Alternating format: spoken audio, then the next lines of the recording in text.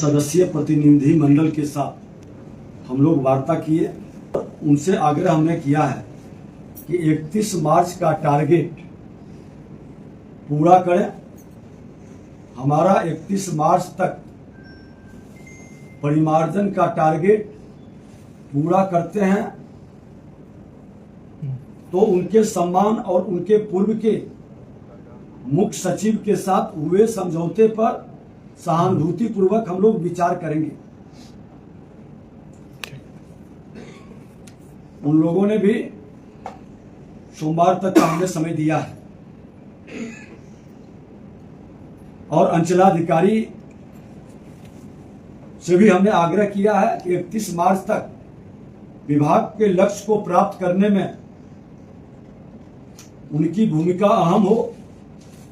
और मैं आप लोगों के माध्यम से स्पष्ट कर देना चाहता हूं कि जो अच्छा काम करने वाले हमारे अंचलाधिकारी होंगे, नियमानुसार DCLR में प्रमोशन दिया जाएगा। इसमें कहीं कोई कंफ्यूजन नहीं रहेगा।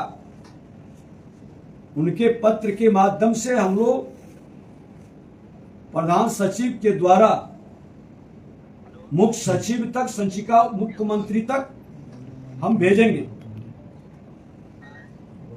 निश्चित तौर पर अच्छे काम करने वाले लोगों के साथ सरकार की पूरी सहानुभूति होगी।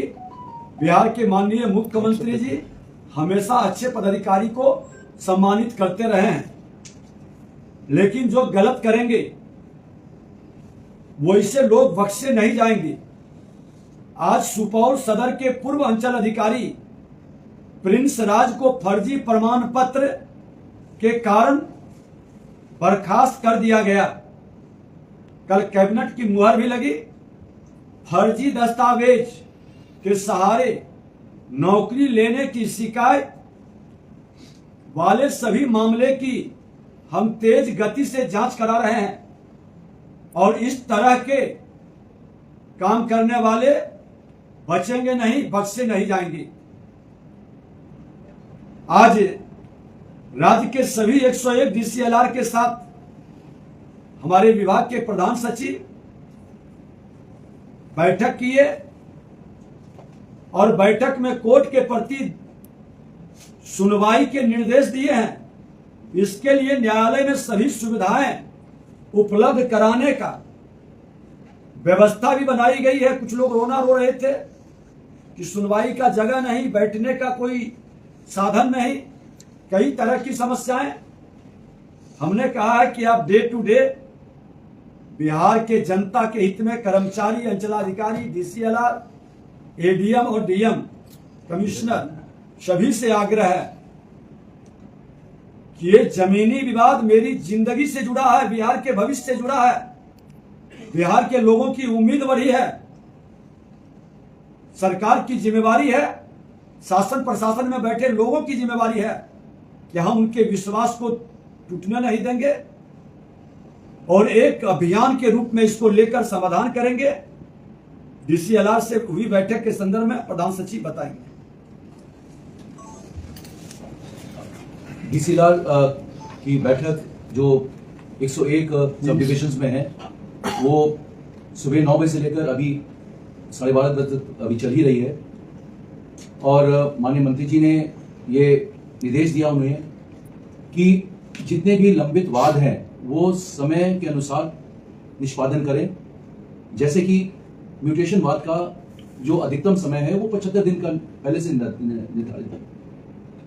तो माननीय उप मुख्यमंत्री जी ने बोला कि उसी समय सीमा के अंतर्गत नोटिस देने के बाद नियमानुसार 3 सुनवाई करें और उसके बाद आदेश पारित करें और जिसका दस्तावेज उचित है उसको ही आप उसके संदर्भ में आप आदेश पारित करें और उसका अगर अपील जाना होगा वो नेक्स्ट स्टेज पर जाएगा, लेकिन आप अपने पर लंबित ना रखें क्योंकि लंबित रहने से असंतोष पैदा हो रहा है समाज में।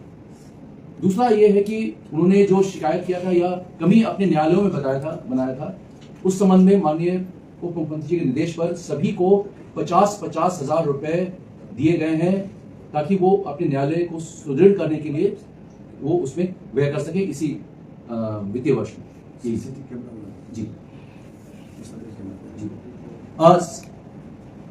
जब हमारे अंचल अधिकारी सीओज हड़ताल के बाद वापस लौटे तो ये इच्छा सरकार की हुई कि भाई वो बैठ रहे हैं कि नहीं बैठ रहे हैं अपने कार्यालय में, ये इसकी जानकारी होनी चाहिए यहीं से, मुख्यालय से। तो एक कंट्रोल एंड कमांड सेंटर हम लोग ने बना लिया है, जिसके अनुसार हम लोग ने सभी अंचल में सीसी कैमरा हाई एंड दिया है, जो डीएम्स खरीदकर और लगवाएंगे, जिसका 1/4 से 1 अप्रैल के बाद वो लागू हो जाएगा।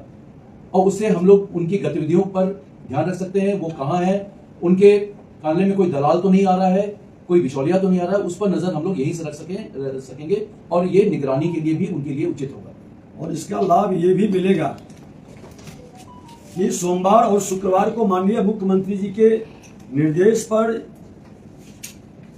जो जन कल्याण संवाद के तहत लोग आएंगे तो वैसे लोगों को सीसीटीवी कैमरे के देख रेख में सुनवाई भी होगी, थाना प्रभारी और अंचलाधिकारी की मौजूदगी में, और आने वाले आगंतुक के लिए बैठने की व्यवस्था, पेयजल की व्यवस्था, शौचालय की व्यवस्था भी हमने सुनिश्चित करने के लिए कहा है, ताकि हमारे बिहार की जनता, बिहार के लोग की समस्या का समाधान सरकार कर सके और हम सुशासन से समृद्धि की ओर विकसित बिहार बना सके।